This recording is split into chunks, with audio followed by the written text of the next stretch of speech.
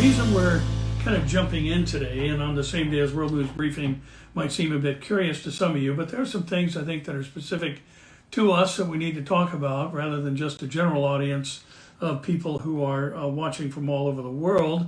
And this would be kind of a take heed update, because we're told multiple times, Jesus told us, to take heed that no one deceive you, indicating that there'll be efforts to deceive in the last days. And we're told to watch. And, Peter said, the end of all things is at hand, therefore be serious and watchful in your prayers. And all these things are true. We need to be doing all these things, but we also need to be cognizant of what's going on in this age of fake news about what's actually true and what's really happening. And we've talked about a lot of these things in the past updates that we've done. Amir and I certainly have talked about it. I've talked with you directly about some of the things happening in our world. And, the thing that really struck me and the thing that motivated me to do this update this morning was a comment, just kind of an aside. It was just a comment made by a virologist, an infectious disease doctor that I was watching an update from, and she just kind of threw something out just as she was casually talking. And here's what she said. She said the lockdown is to slow the impact on hospitals, not to stop COVID-19. She went on to say the fatality rate is going to be the same regardless of whether we lock down or not. And then she commented that herd immunity is what's going to stop the spread. Herd immunity, if you've heard that term and wonder what it simply means that when enough people develop antibodies, the virus will simply die out and no longer have an effect on that particular area or country. Now, it's interesting because we've heard so many things. We continue to hear so many conflicting reports, including this issue of herd immunity. And generally, all virologists and infectious disease doctors and immunologists have stated, at least the ones that I've studied, read, and heard, have said, once that herd immunity reaches 60%, the virus basically will dissipate or simply go away, and it won't impact that culture anymore. But interestingly, we are seeing an overstating of all these statistics by many who are standing in places of the so-called expert and giving us information that is inconsistent with what other science has shown us in time past. Now, in the past, herd immunity has been believed to reach a level of 60% in order to basically quench any further spread of any particular infectious disease. But suddenly, all of a sudden, COVID-19 is going to take 70%. Now, there's a reason I bring this up, and that is because, as I said, we've had so many things that have been overstated, so many things that have basically proven themselves to be untrue and therefore inconsistent with what actual science presents to us. Dr. Fauci and Dr. Birx, at one point in time, spokespeople that stand beside the president, had said that the fatality rate in the United States, or the numbers rather, are going to be somewhere around 100,000 to 240,000 people. Now, initially, they were talking numbers like 5 million, or people were throwing those kind of numbers out. And interesting, if we compare what was initially said, the 100 to 240,000, the actual numbers today, and obviously we can't include today's numbers, but the date would be yesterday, April 15th. The U.S. deaths, according to Johns Hopkins University, is 28,544. Now, obviously, that's quite a bit short of 100,000 to 240,000 deaths. Now, looking back to the great state of California, of which I'm born and raised in, Governor Newsom said at the onset of the COVID-19 pandemic that there would be a 56% infection rate in California. Now, if you understand that California has 40 million people, that number is 25 million people are going to be infected in the state of California by COVID-19, according to the governor in his initial statement. Now, knowing what the fatality rate is, that 56% would equal 25 million, which would then translate into 500,000 people who are going to die of COVID-19 in California alone. Now, the April 16th stats, which again are basically reporting what happened yesterday, the totals from yesterday, so far in California, remember, 40 million people are initially reported, 25 million would have the coronavirus. So far, there are 24,424 people that have COVID-19, tested COVID-19 positive results here in California. Now, again, that's far short of 25 million, and the estimated 500,000 people dying from this. The actual number as of yesterday is 821 people.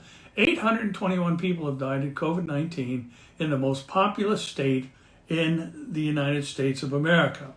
Now, here's another interesting thing that just broke just this morning from the Daily Caller. It's actually a British newspaper, and the headline reads, and others are picking up this story. Now, get this. New York City adds nearly 4,000 people who never tested positive to coronavirus deaths.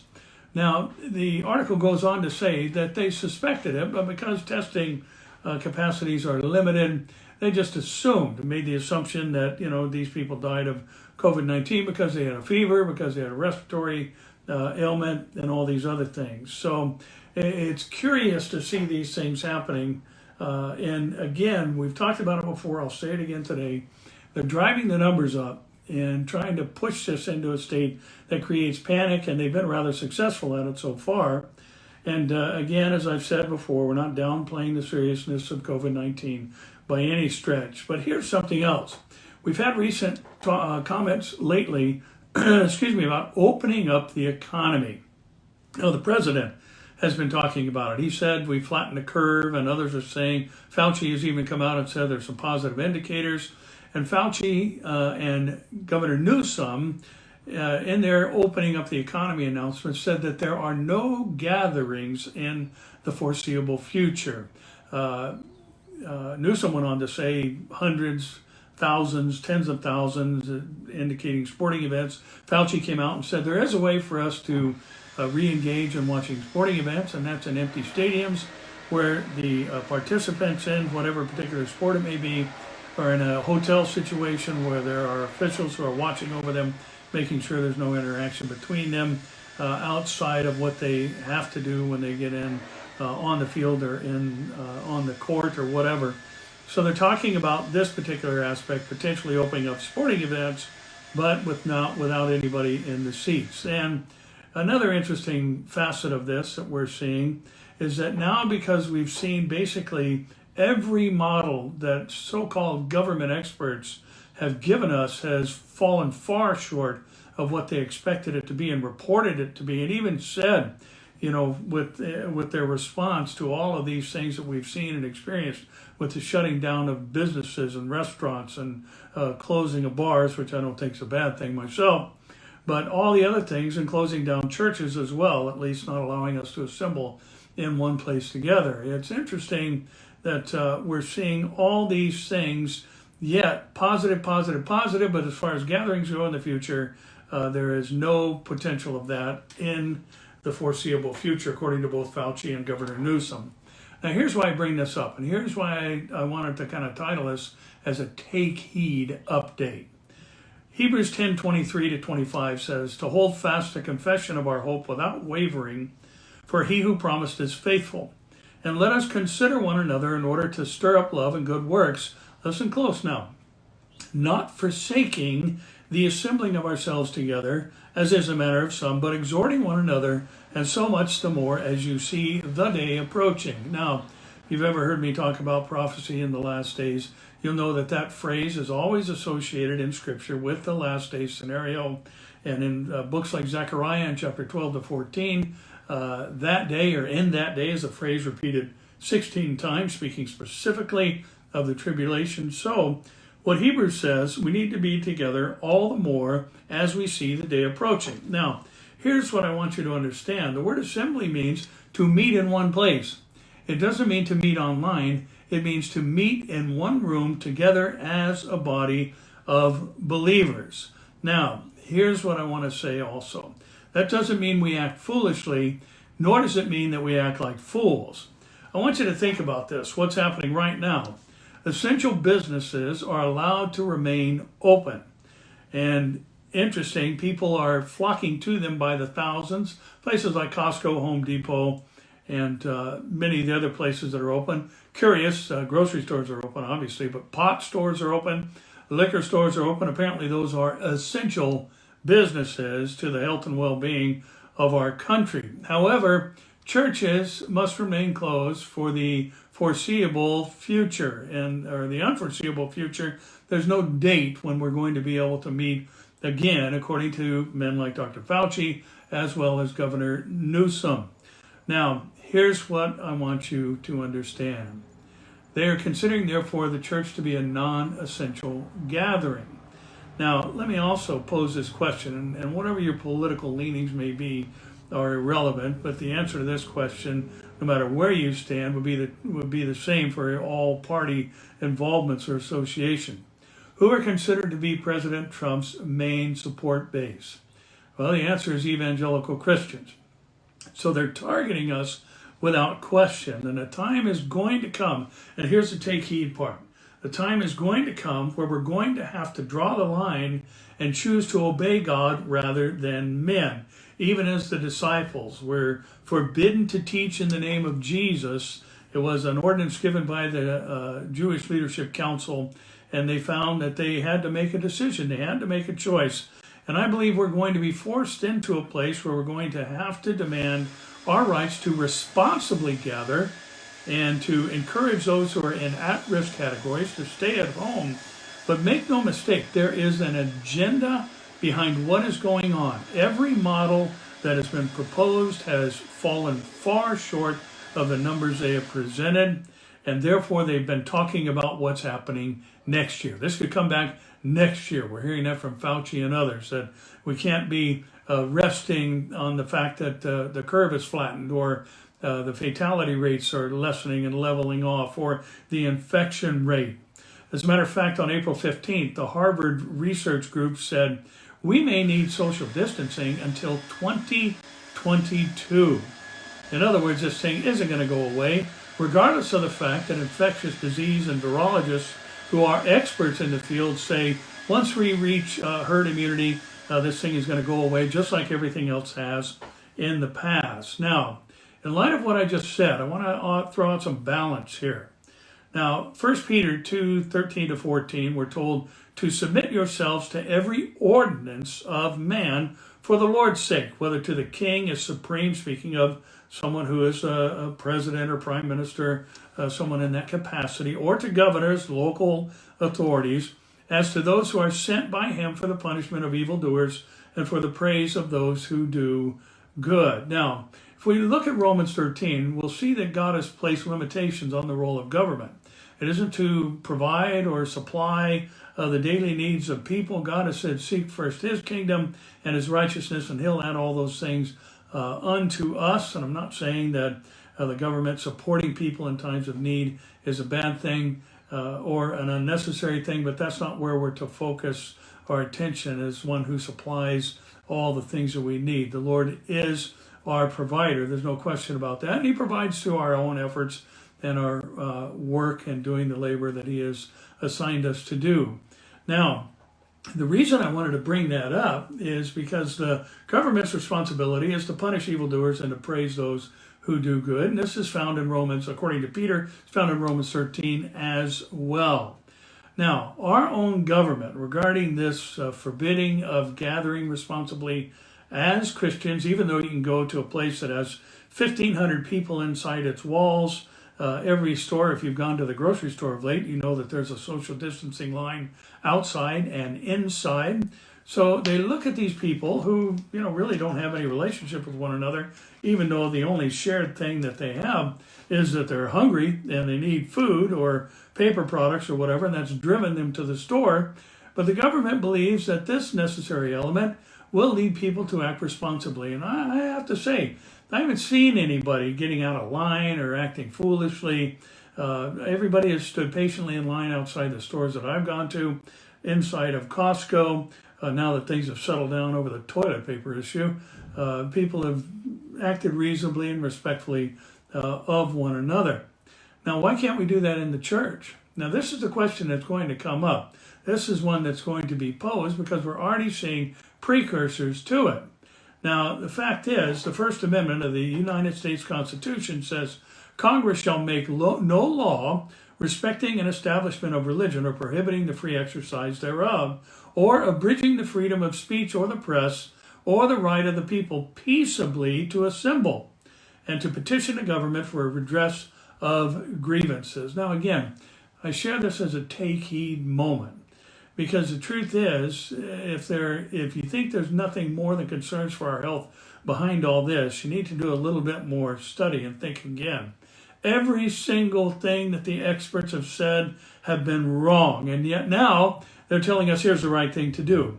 There's talk now about vaccine cards. There's talk about biometric IDs and digital currencies and things of this nature. And make no mistake, these things are precursors to what's going to ultimately develop during the tribulation period. These things have to be in place beforehand for them to be implemented by the Antichrist. Now, back to where we started with this virologist and infectious disease doctor.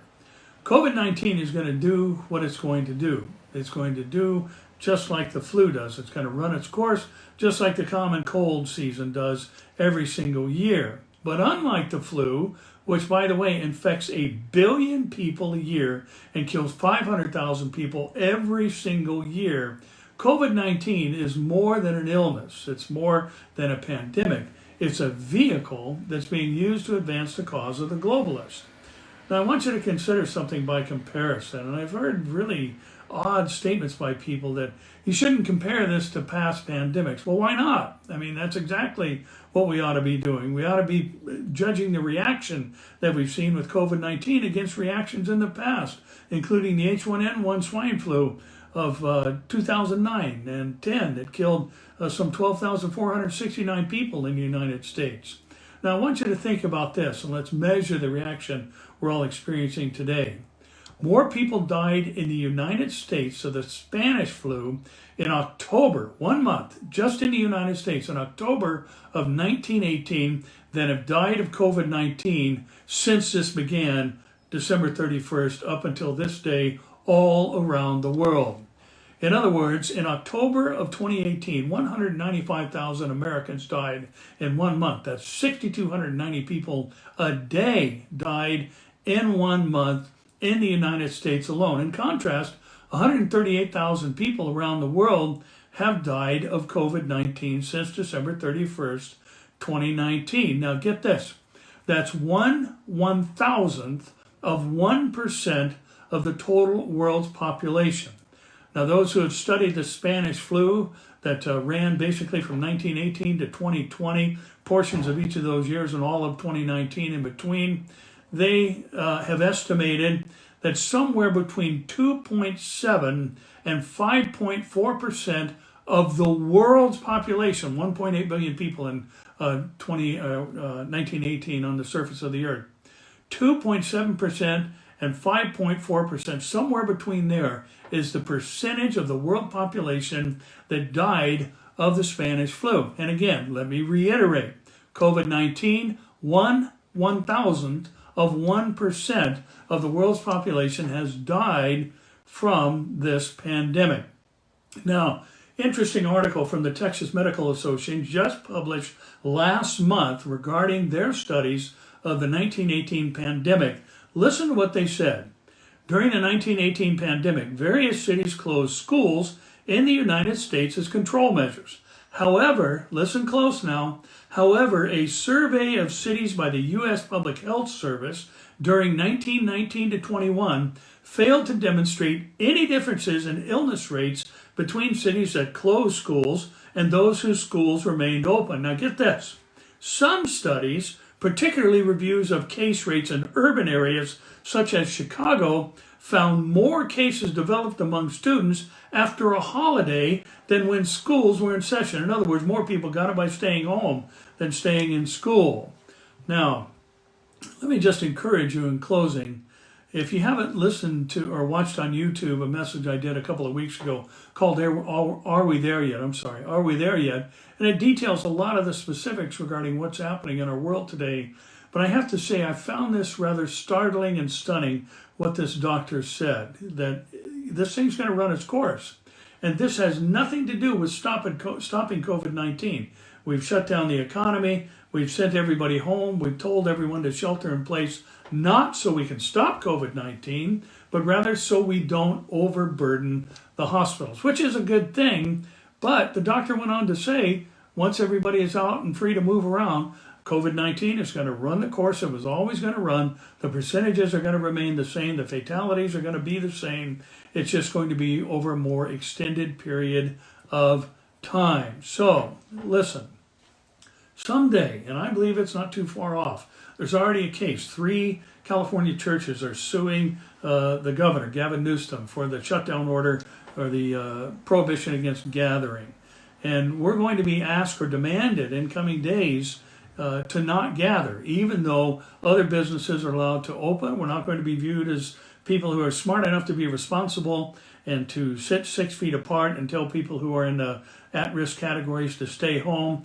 And we're going to continue to be refused access to obey the Word of God, which again is a mandate to not forsake being in one room together. Now, again, we don't want to be foolish, we don't want to be fools, but we don't want to let the government run outside its God-ordained boundaries. Our own First Amendment of our own Constitution says Congress is prohibited in passing laws that prohibit us from collectively gathering together as Christians. Now, we have a responsibility to one another. I can't emphasize that enough. But here's the thing. Here's why I called this a take heed moment. One day, not too far off, I believe we're going to be asked to choose who it is we serve. And they're trying to separate us from one another. We need each other. We need to be together. I was telling my wife, it's been interesting as I have done these services this past few weeks to an empty room. The first couple of weeks, it was like, okay, this is what we have to do.